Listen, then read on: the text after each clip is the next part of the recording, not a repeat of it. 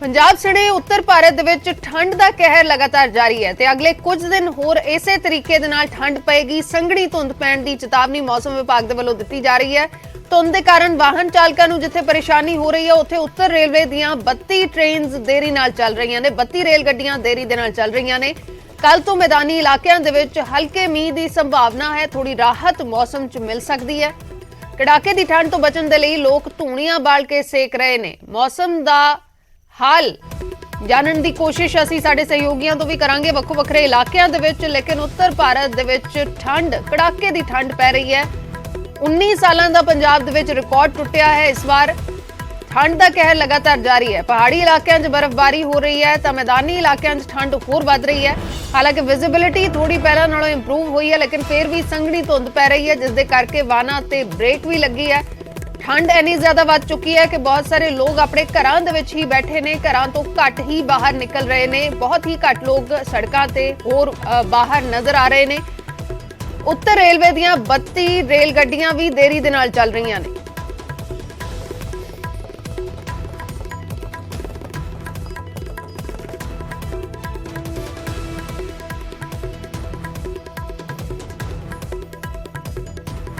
ਤਾਂ ਅਸੀਂ ਕੋਸ਼ਿਸ਼ ਕਰਾਂਗੇ ਵੱਖੋ ਵੱਖਰੇ ਇਲਾਕਿਆਂ ਦਾ ਹਾਲ ਜਾਣਨ ਦੀ। ਮੇਰੇ ਸਹਿਯੋਗੀ ਸੁਰਿੰਦਰ ਕੰਬੋਜ ਜਲੰਧਰ ਤੋਂ ਇਸ ਵੇਲੇ ਜੁੜੇ ਨੇ, ਅਮਨ ਭਾਰਦਵਾਜ ਚੰਡੀਗੜ੍ਹ ਤੋਂ ਲਾਈਵ ਜੁੜੇ ਨੇ। ਜਲੰਧਰ ਦਾ ਪਹਿਲਾ ਰੁਖ ਕਰਦੇ ਹਾਂ। ਸੁਰਿੰਦਰ, ਜਲੰਧਰ ਦੀਆਂ ਕੀ ਤਸਵੀਰਾਂ ਨੇ, ਤਾਪਮਾਨ ਕੀ ਹੈ ਪਿਛਲੇ ਦਿਨਾਂ ਦੇ ਨਾਲ ਜੇ ਕੰਪੈਰੀਜ਼ਨ ਕਰੀਏ ਤੇ ਇਸ ਵੇਲੇ ਦੀ ਸਥਿਤੀ ਕੀ ਹੈ?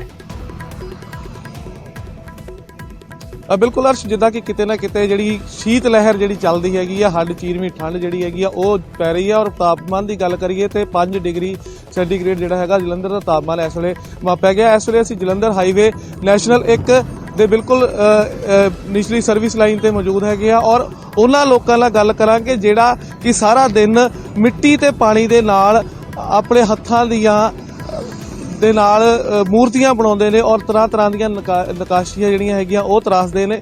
ਉਹਨਾਂ ਨਾਲ ਵੀ ਗੱਲ ਕਰਾਂਗੇ ਕਿਉਂਕਿ ਠੰਡ ਕਿਤੇ ਨਾ ਕਿਤੇ ਬਹੁਤ ਜ਼ਿਆਦਾ ਹੈਗੀ ਆ ਔਰ ਇਹ ਲੋਕ ਇਸ ਵੇਲੇ ਸਵੇਰ ਦਾ ਸਮਾਂ ਹੈਗਾ ਔਰ ਅੱਗ ਸੇਕਦੇ ਹੋਏ ਨਜ਼ਰ ਆ ਰਹੇ ਨੇ। ਤੁਸੀਂ ਦੇਖ ਸਕਦੇ ਤਸਵੀਰਾਂ ਦੇ ਵਿੱਚ ਇਸ ਵੇਲੇ ਇਹ ਮੂਰਤੀਆਂ ਜਿਹੜੀਆਂ ਇਹਨਾਂ ਵੱਲੋਂ ਤਿਆਰ ਕੀਤੀਆਂ ਜਾ ਰਹੀਆਂ ਨੇ ਔਰ ਅੱਗ ਸੇਕਦੇ ਹੋਏ ਇਹ ਪ੍ਰਵਾਸੀ ਮਜ਼ਦੂਰ ਵੀ ਨਜ਼ਰ ਆ ਰਹੇ ਨੇ। ਇਹਨਾਂ ਨਾਲ ਵੀ ਗੱਲ ਕਰਾਂਗੇ ਔਰ ਪੰਜਾਬ ਸਰਕਾਰ ਵੱਲੋਂ ਵੀ ਜਿਹੜੀ ਸਕੂਲਾਂ ਦੀਆਂ ਛੁੱਟੀਆਂ ਸੀਗੀਆਂ, ਜਿਹੜੀ 7ਵੀਂ ਕਲਾਸ ਤੱਕ ਜਿਹੜੇ ਬੱਚੇ ਪੜ੍ਹਦੇ ਹੈਗੇ ਨੇ ਉਹਨਾਂ ਨੂੰ ਵੀ ਛੁੱਟੀਆਂ 15 तरीक तक ऐलान ਦਿੱਤੀਆਂ ਗਈਆਂ ਨੇ।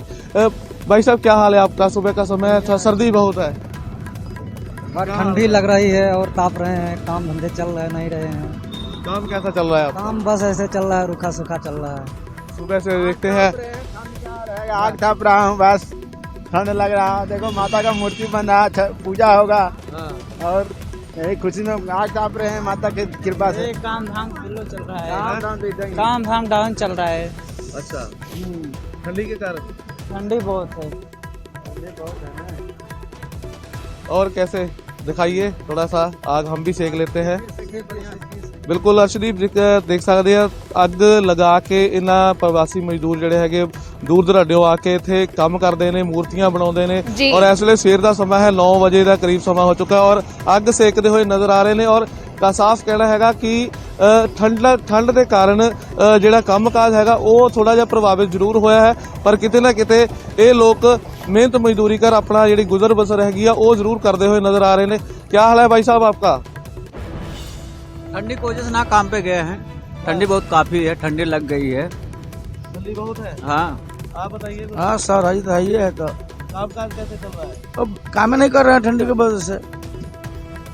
बिल्कुल अर्श, जिदा कि इस ਵੇਲੇ ਸਵੇਰ ਦਾ ਮੌਸਮ ਹੈਗਾ ਔਰ ਠੰਡ ਵੀ ਬਹੁਤ ਜ਼ਿਆਦਾ ਹੈਗੀ ਆ, 5 ਡਿਗਰੀ ਦੇ ਕਰੀਬ ਜਿਹੜਾ ਸੈਲਸੀ ਬਿਲਕੁਲ ਕਿਤੇ ਨਾ ਕਿਤੇ ਧੂਣੀਆਂ ਦਾ ਸਹਾਰਾ ਹਾਲਾਂਕਿ ਲੈ ਕੇ ਲੋਕ ਆਪਣਾ ਗੁਜ਼ਾਰਾ ਕਰ ਰਹੇ ਨੇ ਇਸ ਠੰਡ ਦੇ ਵਿੱਚ। ਸੁਰਿੰਦਰ, ਤਸਵੀਰਾਂ ਦਿਖਾਉਂਦੇ ਰਹੋ। ਮੇਰੇ ਸਹਿਯੋਗੀ ਅਮਨ ਭਾਰਦਵਾਜ ਚੰਡੀਗੜ੍ਹ ਤੋਂ ਜੁੜੇ ਹੋਏ ਨੇ, ਮੇਰੇ ਸਹਿਯੋਗੀ ਦੀਪਕ ਸਿੰਗਲਾ ਜੁੜ ਚੁੱਕੇ ਨੇ ਮੋਗਾ ਤੋਂ। ਪਹਿਲਾਂ ਚੰਡੀਗੜ੍ਹ ਦਾ ਰੁਖ ਕਰਦੇ ਹਾਂ। ਅਮਨ, ਕੀ ਕੁਝ ਤਸਵੀਰਾਂ ਇਸ ਵੇਲੇ ਚੰਡੀਗੜ੍ਹ ਦੀ? ਤਾਪਮਾਨ ਦਾ ਜੇ ਗੱਲ ਕਰੀਏ ਪਿਛਲੇ ਦਿਨਾਂ ਦੇ ਨਾਲੋਂ ਕੋਈ ਫਰਕ ਹੈ?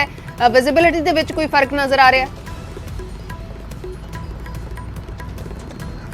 देखो एक्चुअली विजिबिलिटी चंडीगढ़ की पहला नालों बैटर हुई है। पहला नालों सुधार विजिबिलिटी जरूर आया पिछले 3 ਤੋਂ 4 दिनों की जे गल की जाए, पर टैंपरेचर तापमान जिहड़ा हैगा वो लगातार 5 ਡਿਗਰੀ ਤੇ ਮੇਨਟੇਨ ਹੈ ਔਰ ਇਹ ਜਿਵੇਂ ਜਿਵੇਂ ਠੰਡ ਵੱਧਦੀ ਹੈ ਤਾਂ ਹੋਰ ਰਾਤ ਨੂੰ ਹੋਰ ਇਸ ਦੇ ਅੰਦਰ ਗਿਰਾਵਟ ਜਿਹੜੀ ਹੈ ਉਹ ਵੇਖੀ ਜਾਂਦੀ ਹੈ। ਔਰ ਇਸ ਵੇਲੇ ਮੈਂ ਤੁਸੀਂ ਦੇਖੋ ਸੈਕਟਰ 43 ਦਾ ਜਿਹੜਾ ਬੱਸ ਸਟੈਂਡ ਦਾ ਰੋਡ ਹੈ ਜਿੱਥੋਂ ਸਾਰੀ ਆਵਾਜਾਈ ਚੰਡੀਗੜ੍ਹ ਦੇ ਐਂਟਰੈਂਸ ਅਤੇ ਐਗਜ਼ਿਟ ਪੁਆਇੰਟ ਹੈ ਉੱਥੇ ਮੌਜੂਦ ਹੈ। ਔਰ ਤੁਸੀਂ ਦੇਖੋ ਕਿ ਹਾਰਡਲੀ 200 ਮੀਟਰ ਤੇ ਹੀ ਵਿਜ਼ਿਬਿਲਿਟੀ ਜਿਹੜੀ ਹੈ ਉਹ ਖਤਮ ਹੋ ਰਹੀ ਹੈ। ਜੋ ਬਾਈਕਾਂ ਗੱਡੀਆਂ ਆ ਰਹੀਆਂ ਹੈ ਜਿੰਨੇ ਵਹੀਕਲਸ ਆ ਰਹੇ ਨੇ ਉਹਨਾਂ ਨੂੰ ਆਪਣੇ ਜਿਹੜੇ ਹੈਡਲੈਂਪਸ ਨੇ ਉਹ ਔਨ ਕਰਨੇ ਪੈ ਰਹੇ ਨੇ, ਹੈਡਲਾਈਟਾਂ ਔਨ ਕਰਕੇ ਉਹਨਾਂ ਨੂੰ ਟਰੈਵਲ ਕਰਨਾ ਪੈ ਰਿਹਾ। ਔਰ ਚੰਡੀਗੜ੍ਹ ਦੇ ਅੰਦਰ ਤੁਸੀਂ ਦੇਖ ਸਕਦੇ ਹੋ ਕਿ ਜੇ ਚੰਡੀਗੜ੍ਹ ਦੇ ਅੰਦਰ ਕਿਉਂਕਿ ਸੈਕਟਰ ਨੇ ਕੰਸਟਰਕਸ਼ਨ ਹੋਈ ਹੈ ਸਾਰੇ ਪਾਸੇ ਔਰ ਇਸ 'ਚ ਧੁੰਦ ਦੀ ਜਿਹੜੀ ਡੈਂਸਿਟੀ ਉਹ ਘਟਦੀ ਹੈ, ਲੇਕਿਨ ਇੱਥੇ ਵੀ 150 ਤੋਂ 200 ਮੀਟਰ ਦੀ ਵਿਜ਼ਿਬਿਲਿਟੀ ਜਿਹੜੀ ਹੈ ਉਹ ਧੁੰਦ ਦੀ ਹੈ। ਤਾਂ ਆਸੇ-ਪਾਸੇ ਜਿਹੜੇ